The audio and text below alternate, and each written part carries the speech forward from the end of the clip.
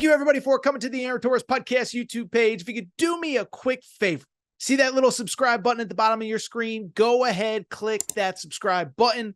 Really does help our channel grow, our audience grow, and I really do appreciate it more than you know. So click that subscribe button. Appreciate your support. Now, here's the video that you came here for. All right, everybody.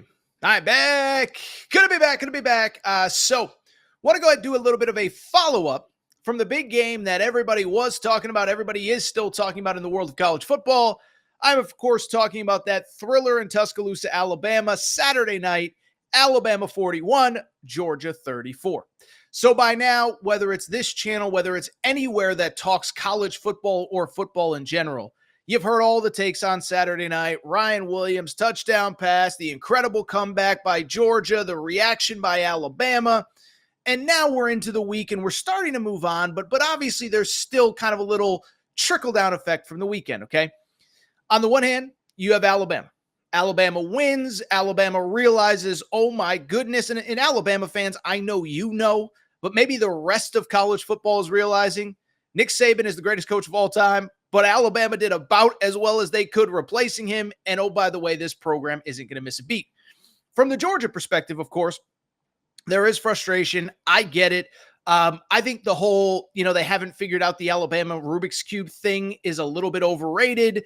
Nobody has really figured out Alabama the last 15 or so years. Georgia is going to be okay, etc. At the same time, while I would say that 99% of fans on pretty much every which side kind of understand two really good teams, I think Georgia has a few more questions now, a third of the way through the season. There are, of course, some people that are still having trouble coping with what we saw on Saturday night in Tuscaloosa. And I saw a comment in the comment section on one of our YouTube videos that I thought was worth a quick reaction to, because I understand that comment sections aren't reflective of everybody and every opinion that is shared by every single person. But what I will say is the coping from certain parts of the Georgia fan base are not going well. And there is just a really dumb narrative that I think that we have to put to bed right now. Okay, so this question, it came from a Georgia fan named David in the YouTube comments section. You can see it on your screen if you're watching on YouTube. It said, and this is what David's response was to Alabama's big win. This is still Nick's team. Of course, talking about Nick Saban. Let's see when he, Deboer, of course, has got his own players, when he's got to go get his own players. So David, in stage 4 of 7 in coping, has now gone ahead and done the whole, well, it's only because Nick Saban left the cupboard full, and once Deboer has to coach his own players, it's going to be a disaster. Keep in mind, Deboer, of course, coached for a national championship game last year. We'll get into all that. But I want to talk about this. I actually appreciate David bringing this up because it is such a dumb narrative, but it is a narrative that I think some people believe, that I do think it is worth very quickly getting into. So let's go ahead and dive into the idea that Alabama is only good because Nick Saban's players are left over and Kalen Deboer is just basically riding Nick Saban's coattails. By the way, for all Alabama coverage, you can always follow our Torres on Bama account on Twitter. But let's go ahead and dive in. First of all, I think Kalen Deboer is a pretty good coach. And a couple things. He did coach for a national championship last year, so I don't think he's a scrub, okay? But a couple things stand out. First of all, this was part of the reason I liked Kalen Deboer. And to be fair to the comment from David, this was one of the reasons I was higher on them coming into the year than most other people. It's because Kalen Deboer last year went 14-1, won the final Pac-12, beat Dan Lanning twice, beat Steve Sarkisian once, yet this year is unquestionably the most talented roster that he's ever had in his career. I want to welcome a new sponsor to the Aaron Torres pod, Blue Chew. Fellas, remember back in the day when you were always ready to go? Well, things change. You got a lot on your mind. Your football team isn't very good. Well, here's the good news. That's where Blue Chew comes in. Blue Chew is an online service that delivers the same active ingredients as Viagra, Cialis, and Levitra, but at a fraction of the cost and in chewable form. To get started, it's so easy. Just go to BlueChew.com, consult with one of their licensed medical providers, and once you're approved, you'll receive your prescription within days. The best part, it's all done online. No awkward trip to the doctors, no waiting at the pharmacy, no stink eyes, no raised eyebrows, nothing. Thing is, though, I know a lot of you are probably wondering, Torres, does it actually work? Do you think I need to try it? Well, here's the deal. Try it for a month for free, and I think there will be no turning back. All right. You'll love it. Your partner is going to love it. Your football team may stink, but you'll be rocking like the 85 Bears between the sheets. So go ahead, try it out. And here is the great news. We have a special offer for listeners of the Aaron Torres pod. You can try Blue Chew for free when you use the code Torres at checkout. All you got to do is pay $5 in shipping. Go to bluechew.com, use promo code Torres at checkout. You get Blue Chew for free for a free month, and you only have to pay $5 shipping. Again, visit bluechew.com for more details and important safety information. Thank you to Blue Chew for sponsoring the Aaron Torres podcast. So I thought he'd be okay, but let's go ahead and address the comment because I think there's a couple layers to David's comment. Oh, it's only because it's Nick Saban's players. First of all, David is right. There are a lot of players that played for Nick Saban that are still in the building and on the roster. But this is something that we talked about all of last offseason, okay? Is Kalen Deboer shouldn't be blamed or knocked down a peg because a lot of Nick Saban's players are still on this roster. As a matter of fact, it's actually the exact opposite. Besides the fact that 39 players have left the program, I think from the day Deboer took over to whatever. Let's also call a spade a spade. Shouldn't he also in this era get credit for retaining a lot of those players? Forget all the players he brought in. Forget what he's done on the field. Shouldn't he get a little credit for actually retaining a lot of those players? Because, we talked about this over the spring and summer. But in this era, I actually thought the most impressive thing that Kalen Deboer did when he took over. Remember, he's coming into a place to replace the greatest coach in the history of college football, in my opinion. Again, I say it all the time. I know some people may be Bear Bryant people. I'm not old enough to remember him. So I bring it up because in my life, Nick Saban is the best, okay?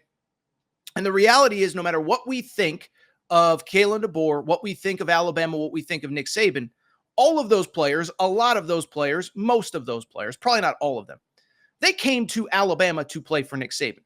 So first off, Kalen Deboer shouldn't get knocked because he was able to retain a lot of those players. As a matter of fact, that's one of the best things he's done, and he should actually get a lot of credit for it. The bottom line is in this era, to be able to keep all of those players in the building when there was a 30-day transfer window when they all could have left, that's kind of incredible, okay? And I know what some people will say, well, Torres, how much credit should he? Well, listen, the second Saban retires, all 85 of those guys committed to play for Nick Saban, okay? And so I bring it up because this is a different world. This ain't when Nick Saban took over for Alabama. This ain't even when Kirby Smart took over at Georgia 7 or 8 years ago. All of these players could leave. None of them had to stay at Alabama. And in this world, NIL, with the portal and with now more people in your ear than ever before, I don't think we should understate how impressive it is that Kalen Deboer kept as many players as he did in the building. Tyler Booker, you go through everybody, Jalen Milroe, whoever, they all had options. You think they all didn't have people in their ear, agents, high school coaches, 7-on-7 coaches, parents saying, don't stay there. You committed to play for Saban. Let's go somewhere else. Let's start over. And to be clear, some did. We know the names. We don't have to go through them again. But we shouldn't discredit Kalen Deboer for being such a good recruiter that he convinced a lot of those guys to stay in this building and stay committed to Bama. So that's one. Two, again, David's argument. Let's just pull it up just for fun. David's argument is, of course, let's see what Kalen Deboer does when he's got to go get his own players. Well, here's the other part, David. I don't know how to tell David this. This one's probably going to hurt a little bit. You understand that a lot of Alabama's best players right now are players that actually committed to Kalen Deboer and came into the program after he took the job? First one, probably a name that you know. If you didn't know it before Saturday, you certainly know it now. A guy by the name of Ryan Williams. Now, Ryan Williams is a little bit of a tricky one because he was committed to Saban. But one of the first things that happened after Nick Saban retired was Ryan Williams, who was not a January enrollee. He was still in high school in the winter of this past year of 2024. Ryan Williams decommitted.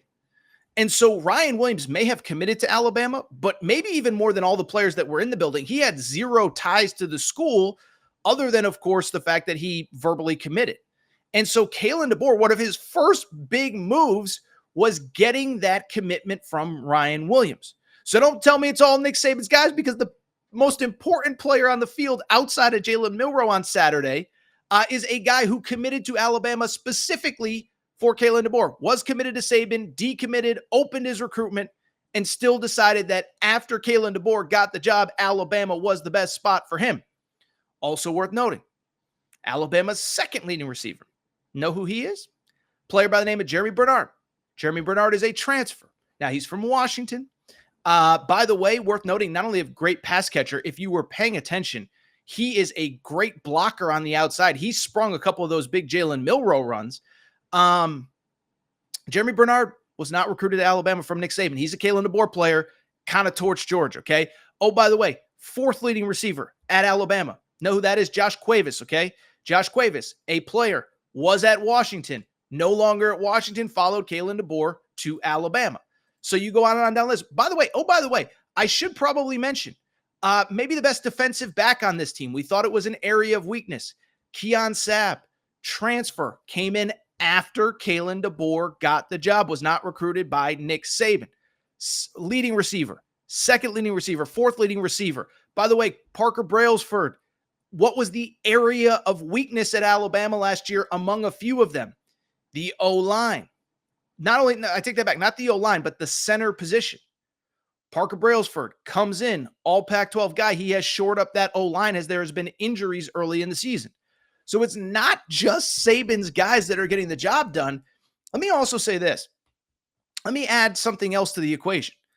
My conversation, my question for you is, does Kalen Deboer not get any credit for coaching these guys up? Because we see every year, guys take over programs. Some guys have more success retaining players than others. But Sharon Moore, no disrespect, but it's the truth. Sharon Moore, Michigan does not look the same with Sharon Moore as opposed to Jim Harbaugh.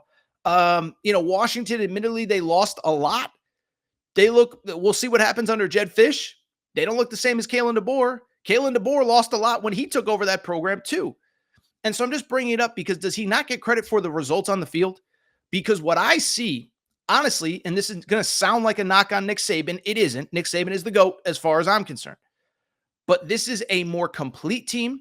This is a more balanced team with fewer holes under Kalen Deboer. Now, some of it wasn't Nick Saban's fault. Recruiting misses. Obviously, there was a lot of coaching turnover.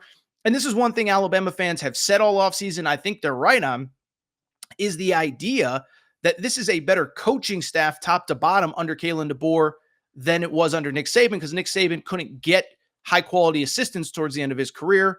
Then he loses guys like Sark, whatever they bring assistants with him. But I bring it up because does Deboer not get credit for coaching him up? Because right now, Jalen Milroe looks like a completely different quarterback under Kalen Deboer than he did under Tommy Rees a year ago. Does Deboer not get credit for that? Does he not get credit that through 4 games and it's early and there's a lot of big games left on the schedule, including at Tennessee, at Oklahoma, at LSU?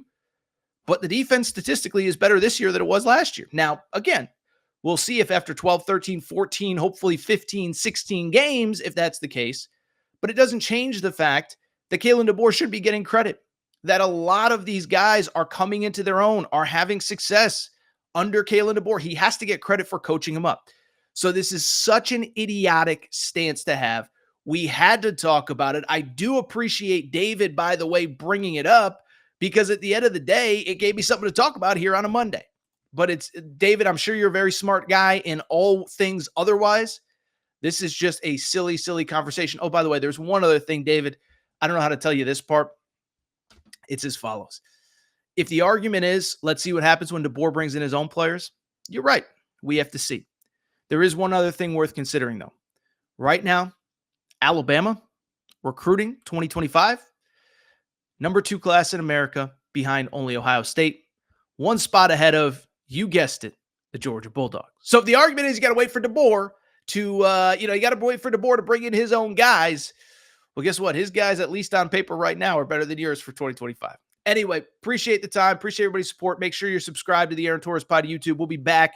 Full episode on Tuesday afternoon. Start looking ahead to week 6 of the college football season. Appreciate everybody's support. And oh, by the way, make sure you're following the Torres on Bama account.